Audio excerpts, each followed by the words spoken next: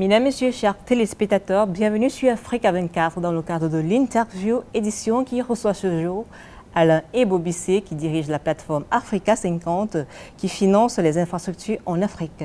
Monsieur Ebobisse, bienvenue sur Africa 24.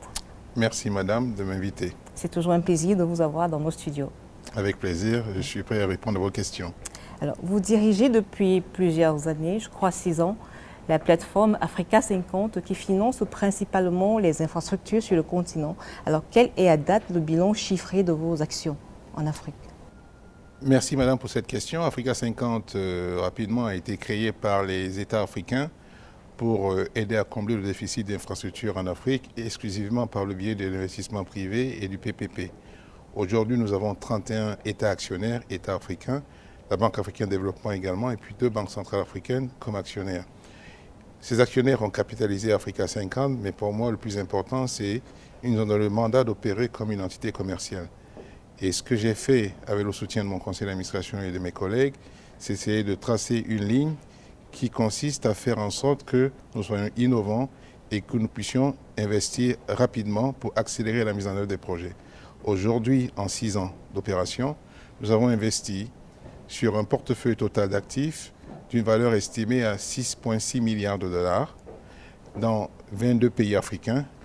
Et donc nous avons fait 21 investissements dans 22 pays africains. C'est un petit peu le bilan d'Africa 50 à cette étape-ci. Mais je voudrais également signaler que nous avons mis en place certaines innovations que nous avons évoquées d'ailleurs lors de notre Assemblée générale des actionnaires qui vient de se dérouler à Lomé au Togo, en termes du recyclage d'actifs par exemple, mais également les lignes de transport en PPP.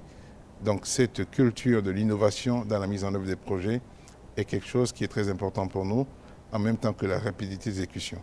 Revenons justement sur cette Assemblée générale. Vous les avez tenues les 3 et 4 juillet à Lomé au Togo, avec notamment le forum Infra for Africa. Que peut-on retenir de ces travaux, M. Ebobisse? Madame, le forum Infra for Africa était la première fois que nous fassions ce type d'événement. Donc nous avons fait au Togo et je peux vous dire que ça a été un succès parce que nous avons annoncé et signé un certain nombre d'investissements lors de ce forum. Mais je tiens à souligner de manière particulière une des signatures qui a eu lieu pendant ce forum, qui à mon avis est non seulement une signature historique, mais va également transformer la manière dont on finance pas mal d'infrastructures en Afrique. Nous avons donc signé avec 17 investisseurs institutionnels africains qui ont confirmé leur participation ou leur intention de participer au fonds d'accélération des infrastructures d'Africa 50, qui est un fonds de 500 millions de dollars. Et pour la première fois en Afrique, nous avons pu réunir autant d'investisseurs institutionnels africains pour le financement des infrastructures africaines. Parce que pour nous, c'est très important, Africa 50. Nous devons non seulement rechercher des financements à l'extérieur de l'Afrique, mais nous devons mettre un accent particulier sur la mobilisation des ressources africaines. C'est comme ça qu'on va pouvoir aussi assurer notre indépendance dans le financement de notre développement. Donc c'est une annonce et une signature que nous avons faite à Lomé dans le cadre du forum Infra for Africa, mais nous avons également signé 2 projets dans notre programme de recyclage d'actifs. Avec la Gambie, nous avons signé un programme de recyclage d'actifs sur le pont Sénégambie. Et avec le Togo, nous avons signé un projet de recyclage d'actifs sur la route Lomé-Palimé, en présence du chef de l'État, Faure Gnassingbé. Donc, pas mal d'activités. Nous avons également d'autres signatures, on peut en parler si vous le souhaitez. Alors, revenons sur ce nouveau fonds d'accélération des infrastructures d'Africa 50. Comment est-ce que les États pourront bénéficier justement de ces fonds que vous avez pu mobiliser auprès des investisseurs? Alors, c'est une bonne question. Africa 50, nous avons 3 piliers stratégiques. Le développement de projets, l'investissement dans les projets qui ont été développés par d'autres, mais un pilier qui est également très important, la mobilisation des ressources africaines et non africaines pour les investir dans les infrastructures africaines. Avec le fonds d'accélération du capital d'Africa 50, Africa 50 investira 50 millions de dollars dans ce fonds pour lever 500 millions de dollars. Un effet de levier de 1 pour 10. Et ces 500 millions de dollars seront donc investis dans les infrastructures africaines de nos États actionnaires, mais également des États qui ne sont pas actionnaires d'Africa 50, mais tous des États africains. Donc il s'agit donc de plus de ressources mobilisées pour l'investissement dans l'infrastructure africaine. C'est le but du Fonds accélération des infrastructures d'Africa 50. Alors, d'un forum à un autre, nous sommes aujourd'hui en marge du forum Invest in Sénégal. Comment appréciez-vous cette initiative du gouvernement sénégalais? C'est une initiative fantastique. J'apprécie beaucoup cette initiative. Je suis moi-même venu ici à l'invitation du président Macky Sall, qui m'a reçu à Paris en marge du sommet organisé par le président Macron et qui m'a demandé de venir à ce forum. En Afrique, nous devons continuer à présenter les opportunités d'investissement que nous avons dans notre continent parce qu'il y en a beaucoup. Et donc, ce forum aujourd'hui Invest in Sénégal consiste à présenter la destination d'investissement au Sénégal avec des projets concrets. Également, le gouvernement doit écouter, et ce qui se fera aujourd'hui et demain, écouter les investisseurs pour savoir leurs préoccupations de manière à pouvoir ajuster le coût. Donc c'est des cadres d'échange très importants où le gouvernement et les investisseurs peuvent discuter en fait de comment, encore une fois, accélérer les investissements dans nos pays. Le président Macky Sall a dit aujourd'hui à l'ouverture, ce n'est pas avec l'argent des gouvernements que nous allons développer notre continent. L'argent des gouvernements peut jouer un rôle catalytique, ou tout au moins aussi s'investir dans les zones où le secteur privé ne veut pas ou n'est pas en mesure d'investir. Mais ce que nous devons faire avec l'argent du gouvernement, c'est catalyser l'investissement privé. Et c'est ça qui est important. Et la série de mesures dont a parlé le président Macky Sall aujourd'hui est de nature à continuer à améliorer le climat des affaires au Sénégal, qui est déjà bon. Je rappelle qu'Africa 50 a investi dans 2 centrales électriques au Sénégal.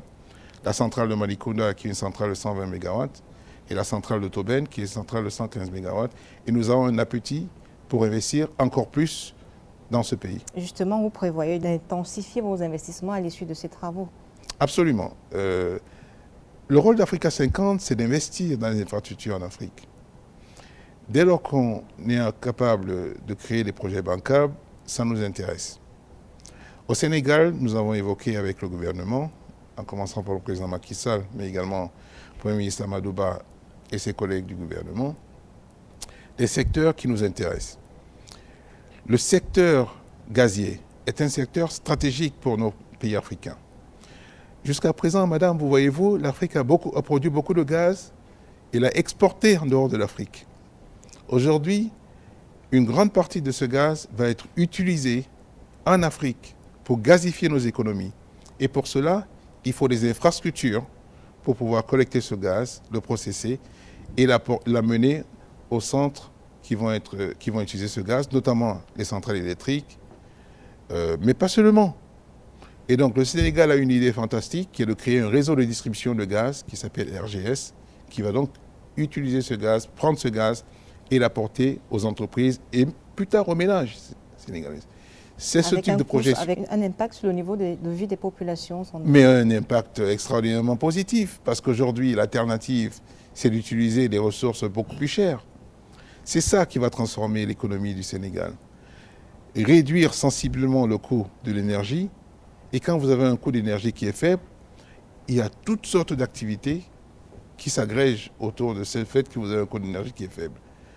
Des grosses activités, comme des activités taille moyenne ou même petites. Et c'est ça que nous voyons, et c'est ça qui nous intéresse au Sénégal, continuer à soutenir ce secteur. Mais il y a également le secteur des TIC, des technologies d'information et de la communication. Augmenter le taux de pénétration du haut débit dans nos économies africaines, c'est quelque chose d'extraordinairement important pour Africa 50. C'est d'ailleurs pour ça que nous avons signé, il y a à peu près un mois et demi, avec Baobab, la filiale de MTN, un accord pour interconnecter avec de la fibre 10 pays africains. Parce qu'aujourd'hui, voyez-vous, madame, les pays qui sont sur la côte, ils reçoivent des câbles qui arrivent, des câbles sous-marins. Mais nos pays ne sont pas connectés entre eux. On utilise la 4G pour le haut débit, mais ce n'est pas suffisant. Donc nous allons connecter les pays entre eux pour également favoriser l'échange entre les pays africains. Parce que l'Afrique doit commercer avec elle-même. Et ça aussi, c'est un objectif que soutient Africa 50. Alors, nous sortons de cette interview avec une question sur le financement globalement en Afrique. Oui. Quel conseil avez-vous à l'endroit des États africains pour les aider à mieux capter les capitaux? Parce qu'aujourd'hui, la question du financement est cruciale pour le développement sur le continent. Madame, les investisseurs, ce n'est pas des philanthropes. Ils viennent investir parce qu'ils vont en faire un rendement, un retour sur investissement. Ils veulent que la probabilité de récupérer leur argent avec un retour approprié soit raisonnable, plutôt forte, pas faible. Donc les États doivent continuer à travailler pour créer un cadre d'affaires qui soit favorable à l'investissement du secteur privé. C'est d'ailleurs ce que disait le président Macky Sall aujourd'hui. Mettre en place des politiques fiscales, macroéconomiques stables pour attirer les investisseurs privés. Mais également, faire sentir aux investisseurs qu'on souhaite qu'ils viennent. Quelquefois, les investisseurs arrivent, c'est comme un parcours du combattant. Ils ne sont pas obligés d'être dans le pays. Le capital, il est mobile. Si vous ne voulez pas le capital dans un pays X, il ira dans un pays Y. Donc, et je crois que les États africains, en tout cas beaucoup d'entre eux, font des progrès dans ce sens, parce qu'on s'est rendu compte, bon, peut-être un peu tardivement, que l'argent des gouvernements ne développera pas nos pays. L'aide au développement, encore une fois, je ne suis pas en train de dire des choses extraordinaires. Le président Macky Sall l'a dit tout à l'heure. L'aide au développement ne va pas développer nos pays. C'est l'investissement privé. L'aide au développement peut être utilisée pour catalyser l'investissement privé ou alors dans certains secteurs où il n'y aura pas d'investissement privé. Donc, créer un cadre attractif pour l'investissement privé et il viendra. L'Afrique est une terre d'opportunités. Mais ce qui est très important aujourd'hui, c'est qu'on transforme ces opportunités en investissement. Et ça va passer également, madame, par la mobilisation des ressources africaines. C'est fini le temps où on allait toujours demander l'argent en dehors de l'Afrique. Il faut qu'on ait une grosse partie de notre développement qui soit financée par nos propres ressources. Monsieur Aleb Bobissé, merci d'avoir répondu à nos questions. Merci, madame. Mesdames, Messieurs, c'était l'interview d'Alain Bobissé d'Africa 50. Merci de nous avoir suivis. Les programmes se poursuivent sur Africa 24.